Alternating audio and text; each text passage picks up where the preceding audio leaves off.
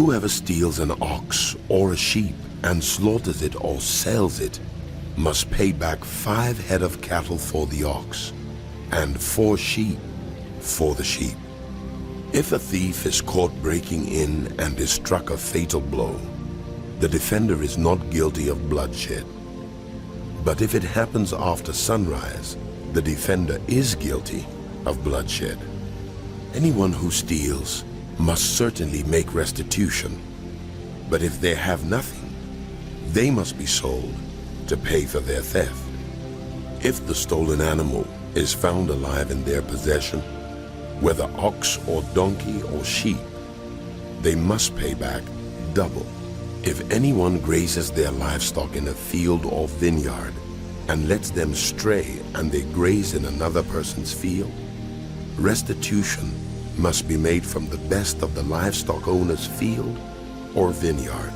If a fire breaks out and spreads into thorn bushes so that it burns shocks of grain or standing grain or the whole field, the one who started the fire must make restitution.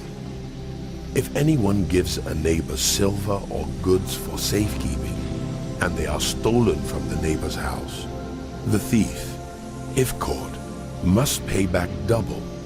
But if the thief is not found, the owner of the house must appear before the judges, and they must determine whether the owner of the house has laid hands on the other person's property.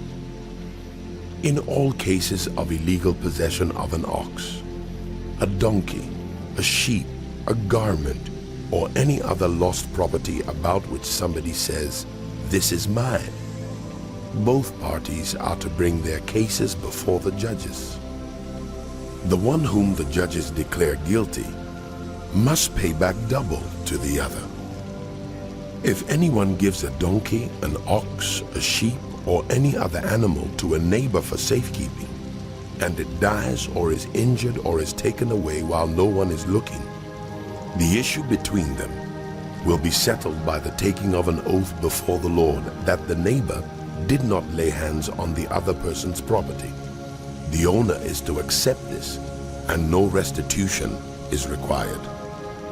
But if the animal was stolen from the neighbor, restitution must be made to the owner.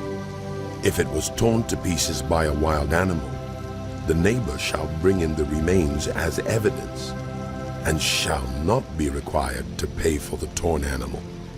If anyone borrows an animal from a neighbor and it is injured or dies while the owner is not present, restitution must be made. But if the owner is with the animal, the borrower will not have to pay. If the animal was hired, the money paid for the hire covers the loss.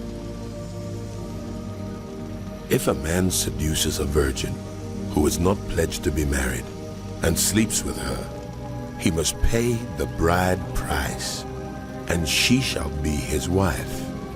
If her father absolutely refuses to give her to him, he must still pay the bride price for virgins. Do not allow a sorceress to live. Anyone who has sexual relations with an animal is to be put to death. Whoever sacrifices to any god other than the Lord must be destroyed. Do not mistreat or oppress a foreigner, for you were foreigners in Egypt. Do not take advantage of a widow or an orphan. If you do, and they cry out to me, I will certainly hear their cry. My anger will be aroused, and I will kill you with the sword.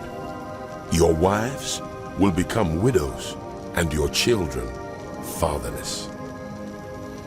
If you lend money to one of my people among you who is needy, do not treat it like a business deal. Charge no interest. If you take your neighbor's cloak as a pledge, return it by sunset, because that cloak is the only covering your neighbor has. What else can your neighbor sleep in?